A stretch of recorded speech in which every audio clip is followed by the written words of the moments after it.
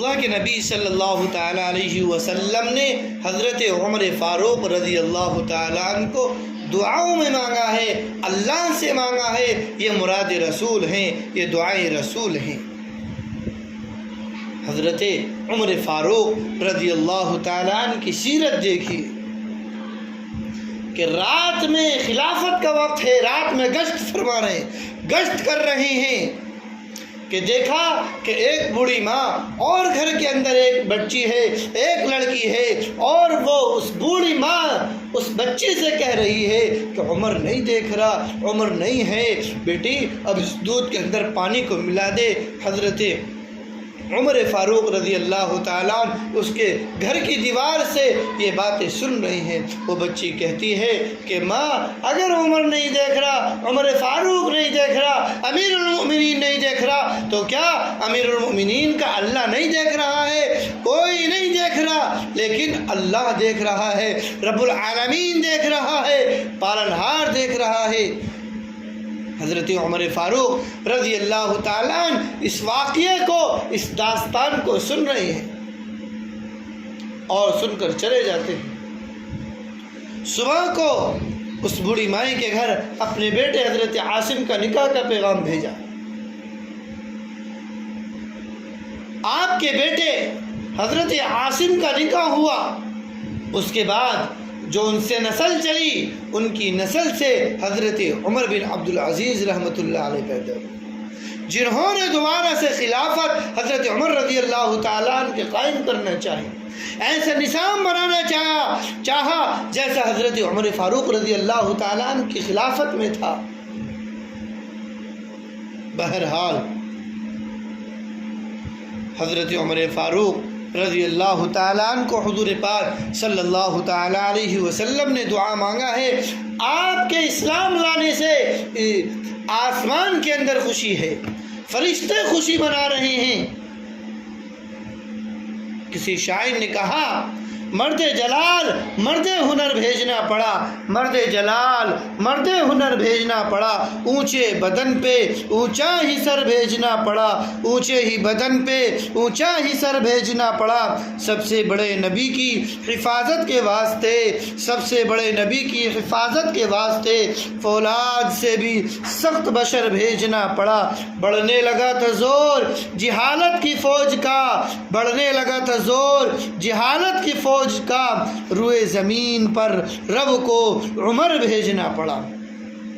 کرتے ہیں فرشتے بھی جب اکرام عمر کا، کرتے ہیں فرشتے بھی جب اکرام عمر کا، لے کیوں نہ ادب سے یہ جہاں نام عمر کا، تا حشر بھلا پائے یہ ممکن ہی نہیں ہے، ادنا سے ایک احسان بھی اسلام عمر کا۔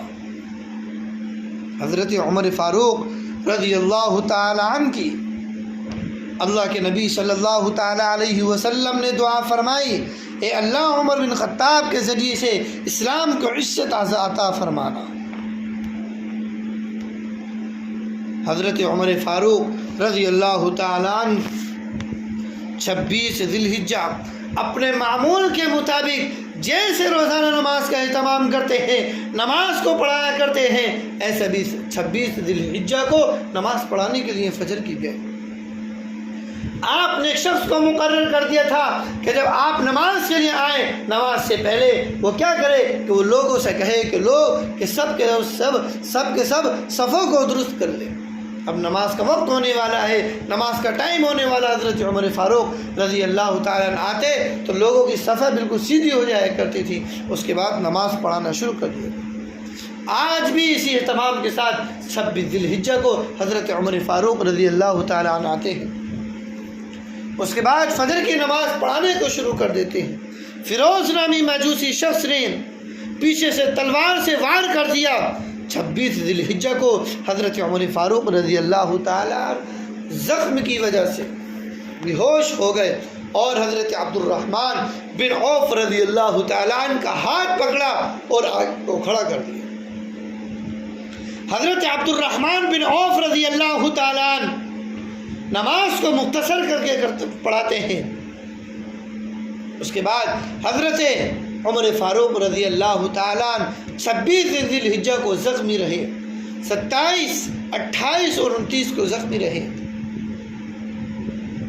اپنے بیٹے حضرت عبداللہ کو امی عائشہ کے پاس بھیجا کہ بیٹا جاؤ اماں کے پاس جاؤ اور اماں سے کہو کہ حضرت عمر فاروق نے بھیجا ہے، ابا نے بھیجا ہے، ابا ایک بات کی اجازت لینا چاہتے ہیں، اماں آپ ایک بات کی اجازت دے دیجئے۔ بیٹا بتاؤ کس بات کی اجازت دوں؟ فرمایا کہ اللہ کے نبی صلی اللہ تعالیٰ علیہ وسلم آپ کے حجر مبارک میں دفن ہے اور آپ کے والد محترم بھی یہاں پر دفن ہے۔ عمر کی خواہش بھی یہ ہے، عمر بھی یہ چاہتا ہے کہ جہاں میرے رسول ہیں، جہاں ابو بکر ہے، وہیں عمر دفن ہونا چاہتا ہے۔ اماں اجازت طلب کی ہے، اگر آپ اجازت دے دیں تو بڑی بس یہی تمنا ہے، یہی آرزو ہے، وہ یہاں دفن ہونا چاہتے ہیں۔ حضرت عائشہ رضی اللہ تعالیٰ عنہا نے کہا کہ یہ کمرہ، یہ گھر مجھے اللہ کے نبی صلی اللہ تعالیٰ علیہ وسلم نے رہنے کے لیے دیا تھا کہ جاؤ آج میں اپنی جان کو بھی قربان کرتی ہوں کہ جاؤ میں اپنے باپ سے کہنا کہ امی عائشہ نے اجازت دے دی۔ بیٹا پہنچا اور کہا کہ ابا جان اجازت مل گئی ہے۔ حضرت عمر فاروق رضی اللہ تعالیٰ عنہ کا بیٹا اپنے ابا کے سر مبارک کو اپنے ران پر رکھا ہوا ہے۔ ابا کہتے ہیں کہ بیٹا سر کو ذرا نیچے رکھ دو، زمین پر رکھ دو۔ کون بیٹا ایسا ہوگا جب باپ کا آخری وقت ہو اور باپ کہے کہ بیٹا سر کو نیچے رکھ دو؟ کون نیچے رکھنا چاہے گا؟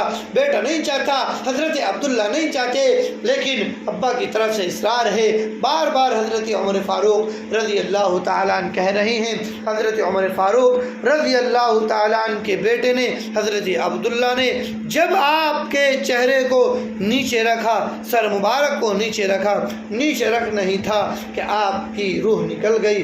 انا للہ و انا الیہ راجعون۔ اللہ تبارک و تعالیٰ سے جا ملے۔ حضرت عمر فاروق رضی اللہ تعالیٰ عنہ کی شہادت ہو گئی۔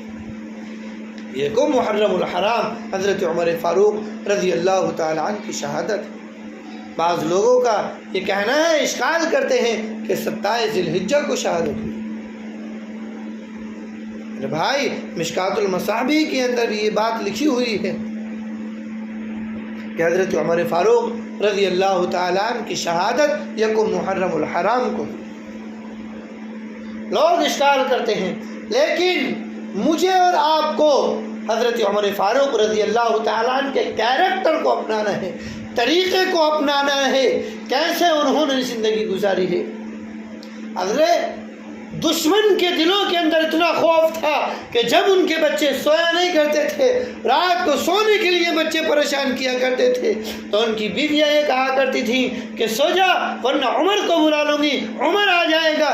بچہ ڈر کی وجہ سے سو جایا کرتا۔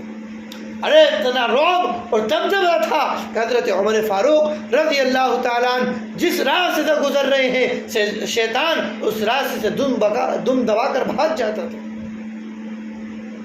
انگریز کہتا ہے کہ اگر عمر کی خلافت اور دنیا کے اندر 3 سال اور ہو جاتی، 3 سال اور اگر حضرت عمر فاروق اور اگر حکومت کر لیتے، دنیا کا کوئی گاؤں، کوئی گھر، کوئی چپا، کوئی ملک، کوئی قصبہ، کوئی شہر ایسا باقی نہ رہتا کہ جس جگہ اسلام نہ پہنچ جاتا، لوگ ایمان والے نہ ہو جاتے، لوگ اسلام کے اندر داخل نہ ہو جاتے، لوگ کلمے والے نہ ہو جاتے، لوگ اللہ والے نہ ہو جاتے، لوگ نبی کے طریقے کو ماننے والے نہ ہو جاتے۔